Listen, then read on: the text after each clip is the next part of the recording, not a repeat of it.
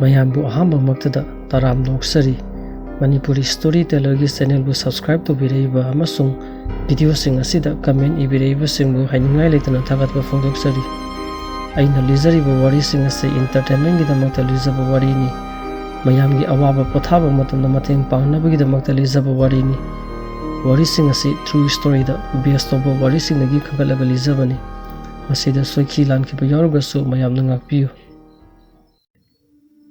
aigi mamangi video da India gi Telangana hairiba state asida leiba Samsabad airport ta Tamnaba gi wari lizakhibani aina ngasi lizagadoriba wari asisu India gi Telangana hairiba state asida leiba khwairigi Tamnaba yum amakaki wari ni yum asi India da khwairigi Tamnaba yum singi manungda amani haina ngasi fawba mayamna thajanari yum asi India gi Telangana hairiba state asigi capital city oiriba Hyderabad gi kilometer 8 muk salaga leiba Kundanbagh Colony haina khangnaba mafam asida leirami hujikti yum asi Kundanbagh Haunted House haina miyamna khangnarami amasung yum asida sangba kana amata yaramde yum adu mi kana amata leitabana maram oiduna asuki matik siglammi amasung yum adugi akoibadu uwasingna pungkoi koisilami yum adugi get mamangda leiriba lambi du da satliba miyosing aduna get manakta leiriba dustbin du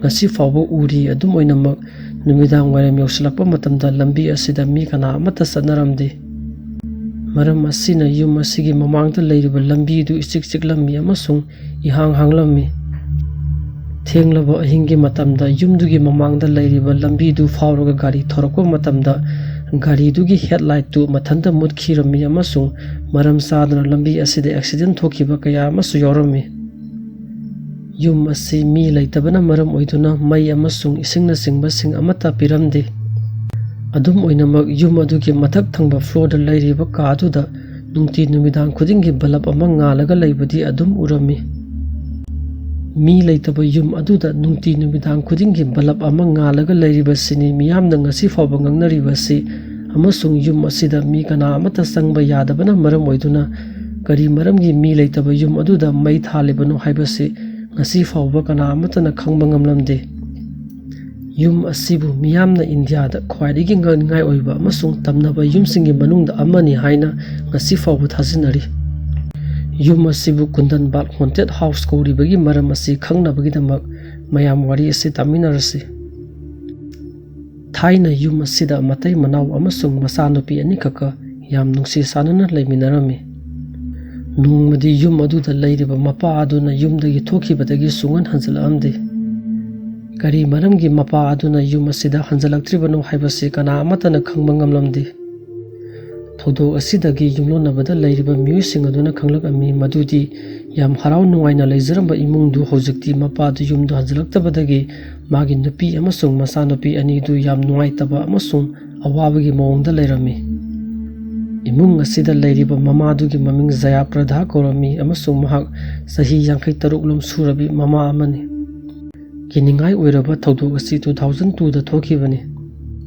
nongmadi imung aduda nupa leiti amasung mama masakak lei habasi huranba amakhangna khangba horki huranba duna nungti numit khudingi yum adubu senarami amasung yum adudagi potsai huranabagi damak tanjang ngai dun leirami mahangna thenglaba ahingi matamda yumduda sangnaba kaya honarami adubu mama amasung masanupi ani duna sana khona duna leirambagi makholdu tabada yumduda sangba ngamlamde huranbaduna khalami madudi mamaduna yum adudagi mapan thokraba matungda yumduda tumina sange aduga posai hurange mahangna khwaidigi ngaklibadi mamadu yumdudagi mapan thopa nongmata uramde amasung yumduda kanaguma miyoi ama sangbasu amata uramde nongmadi huranbaduna ngairagliba numit adu yarakle numit adu thasigi numitni Kundanbagh Colony haina khangnaba mafam asida mai laklamde maram asina yum adugi imung amasung akoibada leiriba mafamsingdu asuki matik mamlammi thenglaba ahingdu asuki matik siglammi amasung yum aduda hanugum angangsingna langba amasung wari sanabagi makhol amata taramde huranbaduna khalammi mama masasingdu tumlamlagani amasung misik mirakhol tadraba matam adugi khudong sawa lauroduna huranbaduna yumduda tumina sanglammi Huranbaduna yumduda sanglaba matungda mama amasung masanupi anidu tumkhraba zala haiduna yumdugi ka-kada sangduna yenglammi. Adubu huranbaduna mama amasung masanupi aniduna tumliba kaadu naksaluba matamda asuki matik namthiraba manam namba horakhi. Huranbaduna asuki matik ngaklammi amasung namthikhraba manamse kadaidagi tholakibano haibasi mahakna khangnaba honarammi. Mana mamamsana tumliba kaaduda sangluba matamda mahakna mama amasung masanupi anidu phamungda nungaina tumlaga leirambadu urammi. Maram asina mana yum adudagi potsai huba huba yarni haina kalammi. Adum oinamak mana ka aduda asuki matik namthiriba manam madu kadaidagino haibasi hujik fawba khangba ngamlamde. Mana puragliba toslai tu kaadugi akoibada kaptuna yenglammi adubu kari amata uba fangnamde. Huranbaduna phamung mathakta nungaina tumliba mama amasung masanupi anidudadi toslai tuna kaplamde. Maramdi toslai ke mangantuna mama amasung masanupi anidu hawallagadi mangonda dasa tagani khalame. Mana toslai tu kaadura sum kablakpa matamda haying mayam ama koipai paiba urakhi. Mana haying mayam na pairagliba maikairomda toslai tu kablammi. Matam aduda toslai ki mangaldu mama amasung masanupi aniduna tumliba phamungduda tarammi. Mikup aduda huranbadugi makhut amasung makhungsingdu nikpa horaklammi maramdi mama amasung masanupi anidu phamung mathakta siraga taraga leiramadu mahakna urakhi. Ahanbadadi huranbaduna mama amasung masanupi anidu nungaina phamungda tumli haiduna karisu khalamdabani adubu hojikti makhoi ahumgi asiba haksangdu phamung mathakta taraga leirambadu ubada mangonda asuki matik akiba pharokhi. Huranbaduna khangba horakhi madudi mana ngasaidagi asuki matik namthirba manam namnagliba adu atai karidagi su oiramdre mama amasung masanupi anigi asiba haksangdu pumlakpadagi oiramle. Matam aduda yum aduda leiriba saksanglomdagi potsai amasung koliksingdu leba makhada tabagi ahuba khunjildu mana taba horakhi amasung yum aduda leiriba thongthunausingdu mathanta lengba nomba horakhi. Mikup aduda huranbaduna yum adugi akoibada leiriba getu yaunaba kanna selami. Getu lanthoklaba matungda kiba hemankhibana mahakna tungon tholaga yum aduda amukhana yenglamde amasung magi yum yaunaba kanna selami. Nongalaba matungda huranbaduna yum aduda mahakna thengnakiba kiningai oiraba thudosing adu magi mamanabasingda tamlammi. Warisingdu taraba matungda mamanabasingduna polista yum aduda leiriba mama amasung masanupi anidu sire haiduna pau pirammi. Khudakta police yum aduda laklammi mama amasung masanupi anidu yum aduda siraga leirambadu thengnarakhi. Police na mamamsa singdu kanana halibano amasung kari maramdagi siribano haibadu thijinba horakhi. Police na mama amasung masanupi aniduna siraga leiramba ka aduda sanglaba matungda thijin khosinba horammi. Ngaihak leiraba matungda police na singnaba horakhi madudi mama amasung masanupi anidu mathanta suicide tawraga ka aduda sikhibani. Maramdi police na ka aduda musuk muraba mahi yawa bottle ama taraga leiramba thengnarakhi amasung makoina bottle du hu yaramba bottle ni haibasi khangba ngamlammi. Mama amasung masanupi anigi asiba haksangdu police na yumdudagi puthorakhi amasung postmortem tawnabagidama hospital da purammi. Postmortem ki result du police na khanglakpa matamda makhoida asuki matik angakpa phawroklammi. Maramdi postmortem ki result da hairi madudi police na puragliba asiba haksang ahumdu sikhiba tha taruk muk fare. Police na khalammi kari manamgino yum aduda mama amasung masanupi anidu siba tha taruk pharaba phawba kana amatana khangba ngamdribase. Maram asina police na yum aduda amuk hana salammi amasung asiba asigi matangda hangnabagidamak yumlonabada leiriba imung manunggi miyuisingduga unarammi. Police na yumlonabada leiriba miyuisingduda hanglammi kari maramgino nakhoigi yum thangnabada leiriba mama amasung masanupi anidu sikhiba tha taruk phara phawba kari amata khangba ngamdribase.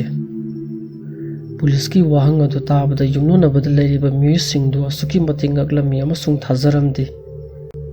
Yumlonabada leiriba miyuisingduna police na hairakhi madudi mama amasung masanupi anidu sikhiba tha taruk phare haibasi oithoktabani. Madudagi police na mama amasung masanupi anigi postmortem ki report tu yumlonabada leiriba miyuising aduda ulammi. Mama amasung masanupi anidu sikhiba tha 6 fare haina report da irambadu ubada yumlonabada leiriba miyuising adu pakhatpa horaki. Yumlonabada leiriba miyuisingdigi maithongda asuki matik samnamnaba amasung keningai oibagi mami tabadu ubada police na ngaklammi amasung amukasu hanglammi nakhoi mama amasung masanupi anidu matam kuidabagi mamangda sikre haibasi tasena khangdabara. Yumlonabada leiriba miyuisingdona hairaki madudi mama amasung masanupi anidu sire haibasi ngasigi ayukta police na yum aduda laktuna mama amasung masanupi anigi asiba haksangdu yumdudagi puthorakpa matamda khaktama khanglammi. Adugi sumathakta ikui kuidana numit kharagi mamangda mama amasung masanupi anidu yumdugi imungda mahusagum leiba adum urammi amasung masanupi aniduna sen chongduna sanabagi makhol yam toina tarammi. Kariguma matamda yumlonabada leiriba miyuising aduna thenglaba ahingi matamda yum adudagi isai sakpagi makhol amasung angakpa khonjel kaya ama tarammi. Maramsing asinani yumlonabada leiriba miyuising aduna mama amasung masanupi anidu sikhiba tha 6 fare police na hairabasu thajaba ngamlamde. Adum oinamak yumlonabada leiriba miyuising aduna chengnaba kharadi haurakhi madudi makhoina mama amasung masanupi anidu yumduda leiriba gate adudagi mapan tholaktaba tha 5-6 farammi. Maram asina yumlonabada leiriba miyuising aduna makhoina uriba mama amasung masanupi anina sanabagi makhol singdu makhoigi asiba thawaini haina thajaba horakhi. Maramsing asinani yumlonabada leiriba miyuisingduda asuki matik kiba amasung tusungba pharammi. Makhatana police na yum aduda mama amasung masanupi anidu siba tha 6 faraba fawba kana amatana khangba ngamdribase kari marangino khangnaba honorammi. Maram asina yumdugi akoibada leiriba leikaigi miyuisingduda police na yumdugi maramda hangba horakhi. Laikai aduda leiriba miyuisingduna hairaki madudi yumduda mama papa amasung masanupi anidu yam nungaina leirambani. Adubu nongmadi mapa adu yumdagi thokibadagi hanjalamde. Masigi matungda imung aduda hanaga manadaba ahongba kaya ama lakpa urammi. Kariguma matamda mama amasung masanupi aniduna thenglaba ahingi matamda candle pairaduna yum aduda koisa satpa urammi.